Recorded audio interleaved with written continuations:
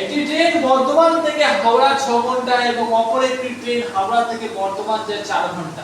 তারা সাতটা এম যাত্রা শুরু করলে কখন তাদের সাক্ষাৎ হবে? অঙ্কটা কিভাবে করবে?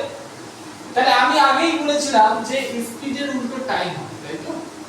কিন্তু এখানে তো আগে টাইম দিয়েছে, তাহলে কি লিখবে? টাইম আগে লিখবে, পরে স্পিড লিখবে। তাহলে টাইম 6 ঘন্টা,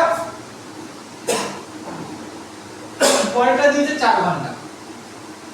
তাহলে এখানে 4 লিখবো আর এখানে 6 লিখবো।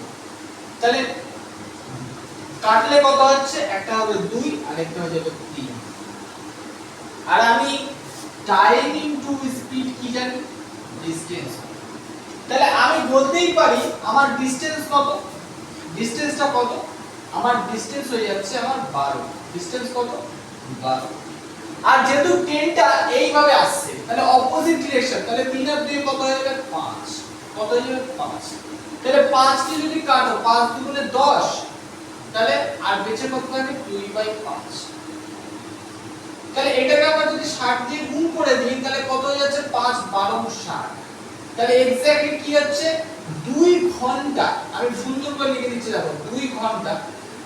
আচ্ছা, এবার লিখে দিই 2 আওয়ার্স কত হয়ে যাচ্ছে? 2 আওয়ার্স কত? 24 মিনিটস। তাহলে 7টার পরে 2 ঘন্টা 24 মিনিট। তোমরাই বলো কত হচ্ছে? 7টা প্লাস 2 ঘন্টা 24 মিনিট। কত মিনিট? 24 মিনিট। তাহলে কত হয়ে যাচ্ছে?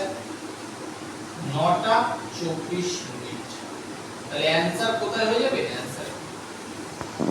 ভিডিওটি যদি ভালো লেগে থাকে তাহলে একটা লাইক, অবশ্যই একটা লাইক করবে, এটাই আমি আশা রাখি।